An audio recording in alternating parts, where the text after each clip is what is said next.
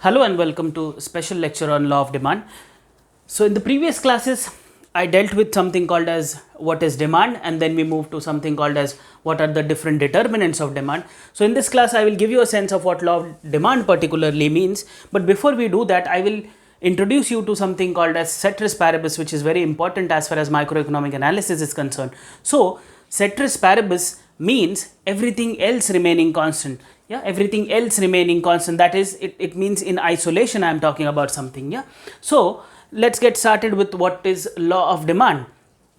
So now law of demand particularly means everything else remaining constant, which I told you, which is ceteris paribus. Now when there is this term which is ceteris paribus, that particularly boils down to something called as everything else remaining constant. So law of demand also looks into that isolation. Everything else remaining constant, there is an inverse relationship between the quantity demanded of a commodity and its price. So I hope you guys now can relate to what law of demand particularly means. Everything else remaining constant, there is an inverse relationship between the quantity demanded of a commodity and its price, meaning thereby as the price of the commodity goes up, the quantity demanded of it goes down. For example, as the price increases, the quantity demanded falls. Now let us assume that we are consuming a commodity X. As the price of that commodity X goes up, the quantity demanded of that good X is going to go down as per the law of demand. Again, here you have to make sure that you use something called as ceteris paribus. This is happening in isolation.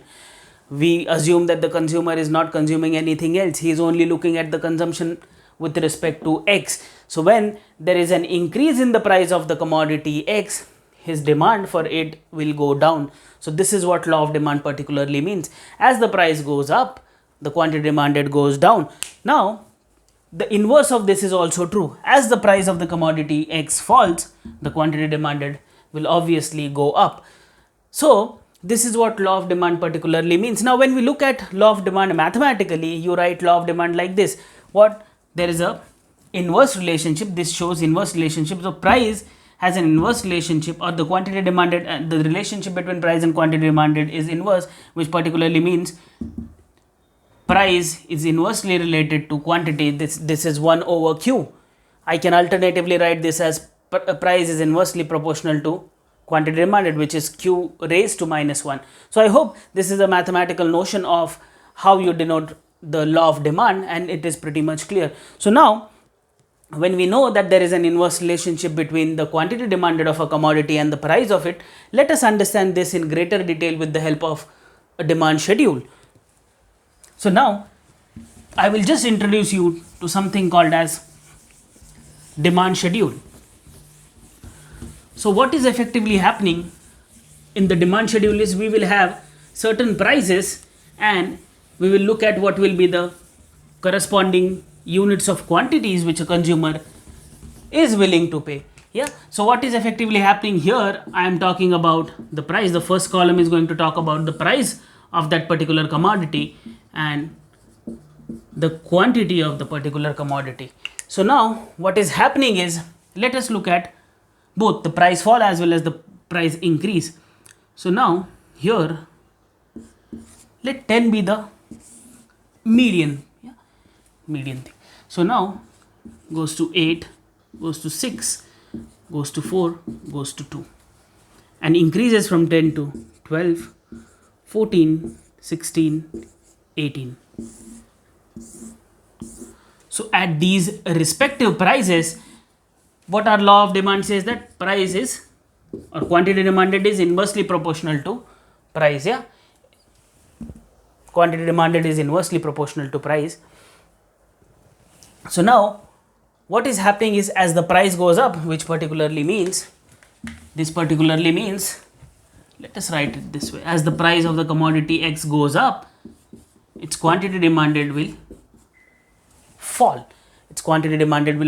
So now let us assume that the base price, this is the price which we will consider as a base, and look at both the direction. In this direction what is happening is price is falling. In this direction what is happening is price is rising. So this, let us consider rupees 10. This is obviously in rupees or in dollar terms, whatever you want to take, you can take whatever the currency you want to look at it in. So when the price was 10, the quantity demanded was also 10. As the price falls from 10 to 8, this goes up to 12. As it goes to rupees 6, goes to 14, 4, 16, 18. On the contrary, when the price is rising, this is obviously talking about price rise. So from 10 to 12, what is happening is I am consuming lesser units of it. I am consuming lesser units of it. So when it is 18, I am consuming only 2 units of the commodity. So this is what demand schedule particularly means. It gives you the prices of that particular commodity, the various prices of the particular commodity, and looks at how the consumer will behave in terms of his or her quantity demanded. So now when the base price was rupees 10, you saw the commodity demanded was 10 units of that particular commodity. Here let us assume that the price of X and commodity quantity demanded of X. So now I hope you have a sense of what law of demand particularly means, and also what a demand schedule looks like. So it is just a schedule of the various prices of a particular commodity vis-a-vis the quantity demanded of it. Thank you so much.